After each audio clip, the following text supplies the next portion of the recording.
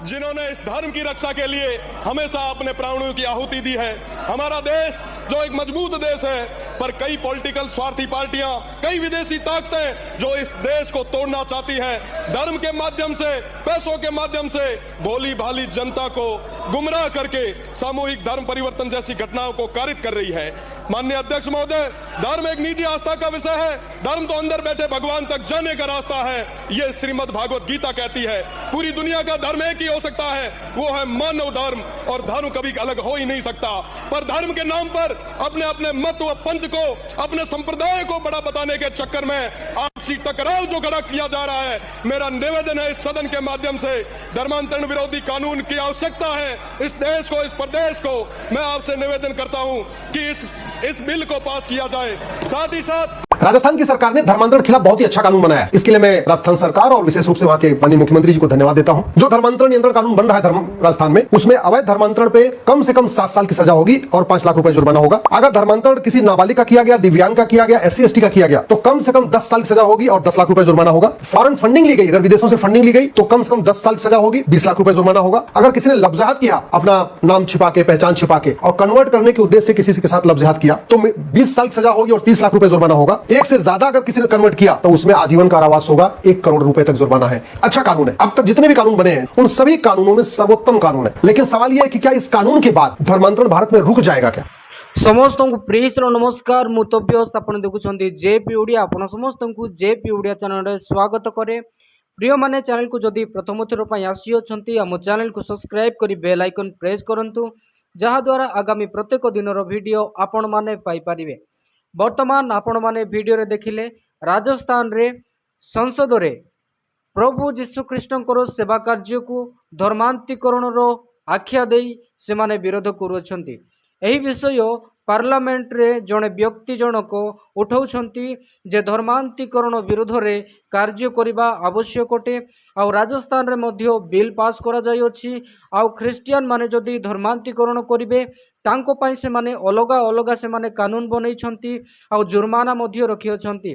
आउ आपण माने एहा मध्य सुनिया को पाइले ख्रिस्टियन माननकु आजीवन कारावास संगे संगे 1 करोड़ टंकार जुर्माना मध्य से माने लगे दे अछंती।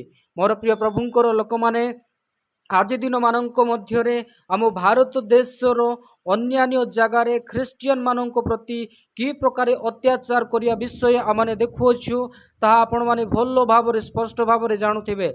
छत्तीसगढ़, उत्तर प्रदेश, मध्य प्रदेश यही प्रकार अन्यान्य जगह मानक मध्य दिन प्रतिदिन ख्रिस्टियन मानक पाखक जाए ख्रिस्टियन विरोधी माने प्रार्थना करुथिबा लोक मानकु धर्मांतरीकरण मिथ्या आरोप लगई से मानकु विशृंखला करबा संगे संगे ख्रिस्टियन मानकु अत्याचार करुछंती। मोर प्रिय प्रभुंकर लोक माने एही विषय आमे समस्ते जानि रखिबा आवश्यक जे आज दिन मानक मध्य कि प्रकार भाव रे आम स्वाधीन भारत देश को लोक माने किसी विशृंखला करुछंती। संगे संगे भारत देश रे थिबा जनता को से माने ख्रिस्टियन मानक विषय रे भूल संदेश देवा पाई चेष्टा करुछंती। आउ कहउछंती जे ख्रिस्टियन माने प्रलोभन दे लालसा दे लोक मानक ख्रिस्टियन करुछंती, जो विषय संपूर्ण भाव रे मिथ्या अटे। आज जेते लोक आम भारत देश रे ख्रिस्टियन हेइछंती, जीशु को विश्वास करुछंती, चर्च आसुछंती, एही कथा को समस्ते विरोध करुछंती जे ख्रिस्टियन मानक ऊपर मिथ्या आरोप लगई से माने यह कहया पाई चाहुछंती जे ख्रिस्टियन माने प्रलोभन दउछंती, टंका दउछंती। जेबे कि ख्रिस्टियन माने जो माने चर्च रे अछंती से मानक पचारिले कहीं मध्य एही प्रकार भाव रे कहिबे नाही जे मो टंका पाई जीशु को पाखक आसीची किबा पैसा पाई, बरन से माने कहिबे जीशु ख्रीष्ट मो जीवन रे कार्य कले आ प्रभु जीशु ख्रीष्ट मो जीवन रे आश्चर्य कर्म करबा सकाशे मो जीशु को विश्वास करूछि। मोर प्रिय प्रभुंकर लोक माने आज दिन मानक मध्य सत्य व जीवंत परमेश्वर अनेकंक हृदय रे कार्य करुछंती। यह जुगांत समय शेष समय लक्षण अटे।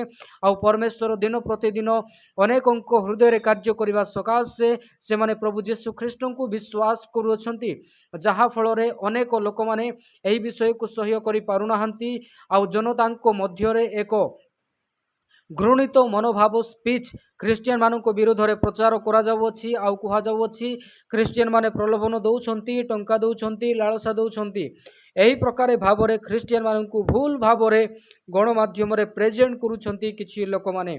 आ वर्तमान आपण माने गोटे न्यूज मध्य देखिले, गोटे एडवोकेट वकील अछंती से होछंती आम भारत देशर सुप्रीम कोर्टर जड़े वकील जहाँकर नाम अश्विन उपाध्याय से मध्य प्रारंभ ख्रीस्टियन मानक विरोध कर आसी आउ से अनेक मात्रा से आरएसएस मानक सपोर्ट करती आउ ख्रीस्टियन मानक से विरोध करती आउ कहती जे ख्रीस्टियन मानक धर्मांतरीकरण रोका जाई पारिबो बोली अन्यान्य उपाय से माने बाछुछंती। मोर प्रिय प्रभुंकर लोक माने आमे माने समस्त ए विषय को नहीं प्रार्थना करिबा आवश्यक अटे। शेष में मुझे आपण समस्त को कहि रखिया चाहे जो मैंने आम प्रभु जीशु को विश्वास करूँ यह एक अंतिम समय चिन्ह बोली आपण माने परमेश्वर को वाक्य देखिथिबे आउ परमेश्वर को वाक्य मान कहे धार्मिकता निमंते ताड़ना प्राप्त लोके धन्य कारण स्वर्ग राज्य से मानकर।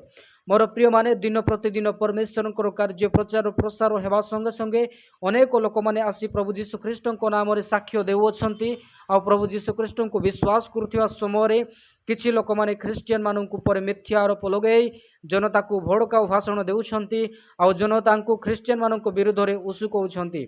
मु समस्त को कहि रखिया चाहे जदि यही प्रकार भाषण में अनेक निरीह हिंदू माने विश्वास करी ख्रीस्टियन मानक ऊपर रागी जिबे तेबे निश्चिंत भाव में दंगा हेबो एवं दंगारे जो माने निरीह आदिवासी एवं ख्रीस्टियन माने एवं हिंदू माने मरीजिबे किंतु जो माने ख्रीस्टियन मानक विरुद्ध में भूल प्रचार प्रसार करुछंती से माने केवल तमाशा देखिबे। तेणु करी मु प्रत्येक लोकन को कहिया पई चाहिबी आपण माने प्रत्येक विश्वासी माने कियोबा जो माने प्रभु को विश्वास करू नाहंती समस्ते पवित्र शास्त्र बाइबल को थोड़े पढ़ंतु चर्च को जानतु नचेत ख्रीस्टियन लोक मानक सहित मिशंतु से माने केमिति ताहा आपण माने भलो भाबरे जानिबे नचेत आपण माने सेमानक कथारे विश्वास करी आपण माने ख्रीस्टियन मानक विरोध करिवे। आज अनेक एही प्रकार वर्तमान युवपीढ़ी को धर्म विरुद्ध रे उसिके दिया जाउछि आ धर्म नाम रे युद्ध करिया पई प्रेरित करा जाउछि किंतु से माने भूली जाउछंती भारत एक धर्मनिरपेक्ष राष्ट्र ए देश रे समस्त लोक मानकु समानतार अधिकार रही अछि। मोर प्रिय प्रभुंकर लोक माने एकमात्र सत्य व जीवंत परमेश्वर प्रभु जीशु ख्रीष्ट को जानिबा अनंत जीवन अटे। पवित्र शास्त्र बाइबल कहे जो माने जीशु को विश्वास करिवे से माने अनंत जीवन भागीदार हुए। आउ मु आपण समस्त को कहया पई चाहे प्रभु जीशु ख्रीष्ट आम समस्त को पाप मुक्ति देवा पाई 2000 वर्ष पूर्वे से स्वर्ग छाड़ी ए द्वारा पृष्ठ को आसिले एवं आम समस्त से कालवरी क्रूस रे निज जीवन को देले। तेणु करी आसंतु से सत्य व जीवंत परमेश्वर को जानतु आउ अनंत जीवन पांतु अनंत काल नरकरू वंचित हुंतु आउ पापरू मन फेरांतु। प्रभु जीशु ख्रीष्ट आपनको पापरू मुक्ति देवा पाई कालवरी क्रूस रे बळी हेई अछंती। आसंतु प्रभु जीशु ख्रीष्ट ठारे निजर करिथिबा समस्त पाप अपराध को क्षमा मागी नियंतु एवं प्रार्थना करंतु। से प्रभु जीशु ख्रीष्ट निश्चिंत आपणकर पाप को क्षमा करिवे। मनुष्य आपणकर पाप को क्षमा करि पारिबो नाही, केवल जीशु ख्रीष्ट क्षमा देवे एवं आपणको अनंत जीवन देवे। वीडियो को बहुत मात्रा रे शेयर करंतु, प्रत्येकक पाखक पहुंचांतु, समस्त सत्य और जीवंत परमेश्वर को पाखक फेरी आसंतु। तेबे वीडियो को एतिकरे समाप्त करे पुणी देखाइबा आगामी वीडियो रे। आपण समस्त को प्रेज लॉर्ड। हर लाइक हर कमेंट की कीमत हमेशा रहेगी हमारी पहचान। मिलेगा प्यार मिलेगी दुआ, ये सफर यूं ही चलेगा।